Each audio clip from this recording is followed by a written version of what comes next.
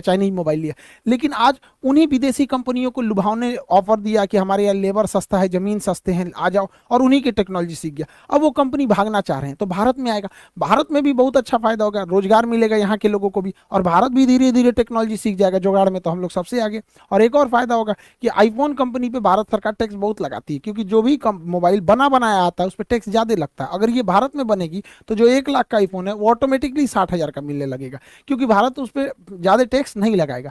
जैसे दुबई है, Dubai tax नहीं लगाता है, इसलिए दुबई में जाके देखिएगा जो आईफोन यहाँ 1 लाख का वहां मिलेगा आपको 55-50 हजार में, तो वो सस्ता नहीं मिल रहा है। कोई भी चीज महंगी होती है टैक्स की वजह से। तो भारत सीधा कहता है कि भाई विदेशी कंपनियों के ऊपर अगर डायरेक्ट लाइएगा तो हम टैक्स ज्यादा लगाएंगे, यहाँ बनाइएगा तो टैक्स कम लगाएंगे। तो विदेश अभी भारत में भी अब चाइना चाइना की तरह भारत में भी अब आईफोन का प्रोडक्शन तेजी से चालू होगा।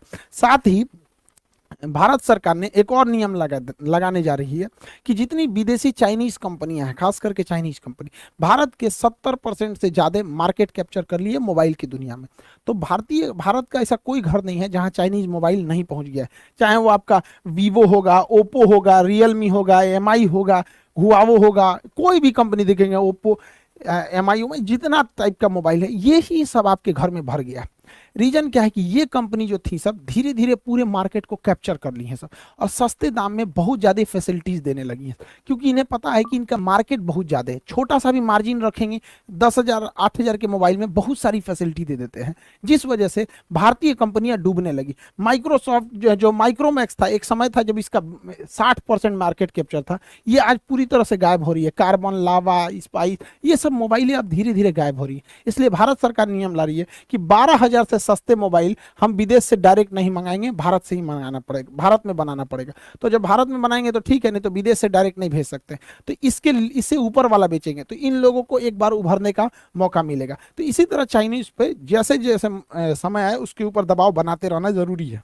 हमारा एक और पड़ोसी देश ताइवान, ये अफगानिस्तान, ये तो और आसान। तो जब से पिछले साल अगस्त में जब इस पे 1 साल हो जाएगा तालिबान का कब्जा हुआ, जब तालिबान का कब्जा हुआ था तो बहुत ही स्थिति अजीब हो गई थी, दयनीय थी।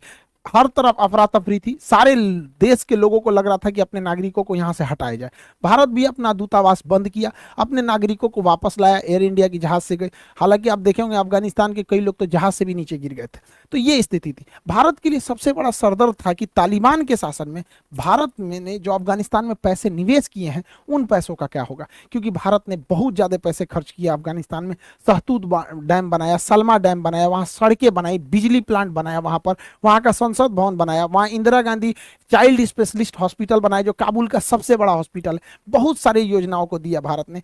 इवन की जब अफगान तालिबान का कब्जा भी हो गया था तो ट्रक से ट्रक भर के हम लोगों ने गेहूं की सप्लाई की थी। तो हम लोग को यही लग रहा था कि कहीं पाकिस्तान के दबाव में आके तालिबान भारत के खिलाफ मत चला जाए। हालांकि पाकिस्तान ने पूरी कोशिश किया कि तालिबान भारत के खिलाफ हो जाए, एटलीस्ट कश्मीर मुद्दे पे हो जाए, लेकिन तालिबान कुछ भी नहीं भारत के खिलाफ बोला। तो भारत ने देखा कि तालिबान की स्थिति को देखते हुए तो भारत अब अपना दूतावास दोबारा खोल रहा है। ये भारत के लिए बहुत बेहतरीन खबर है कि भारत अब अपनी काबुल की एम्बेसी चालू कर रहा है। और जब तालिबान वाले जब गए भारत के अधिकारियों से मिले, वहां आईटीबीपी के जवान तैनात हैं अभी भी, तो उनको जब दूतावास दिखाया गया तो वो जो जवान थे वो चौंक गए, क्योंकि जिस हालत में 1 साल पहले भारतीयों ने दूतावास छोड़ा था, काबुल दूतावास, आज भी वो सेम को सेम वैसे ही पड़ा हुआ है, एकदम कुछ भी चेंज नहीं हुआ है। मतलब जो जहां था, जो अखबार जैसे पड़ा हुआ था, जो दरवाजा खुला था खुले है, मतलब जो चीज जैसे था वैसे ही है।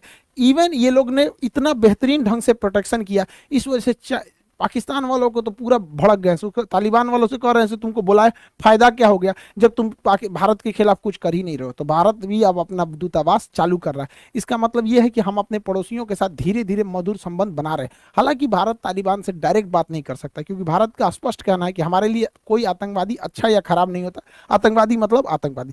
तो हमारी जो नीति है, विदेश नीति, पूरी क्रिस्टल क्लियर है कि हम किसी आतंकवादी से बात नहीं करते। लेकिन राष्ट्रीय मुद्दों को ध्यान में रखते हुए हम लोग बस यही कोशिश करेंगे कि तालिबान कैसे भी भारत की एंटी ना हो सके, क्योंकि ये पाकिस्तान के लिए एक प्लस पॉइंट हो जाएगा, क्योंकि आतंकवादी मिलकर आतंकवादी का स्क्वायर हो जाएगा सब। आई होप आप इंडिया के इर्द गिर्द जो हो रहा है जियो पॉलिटिक्स इसको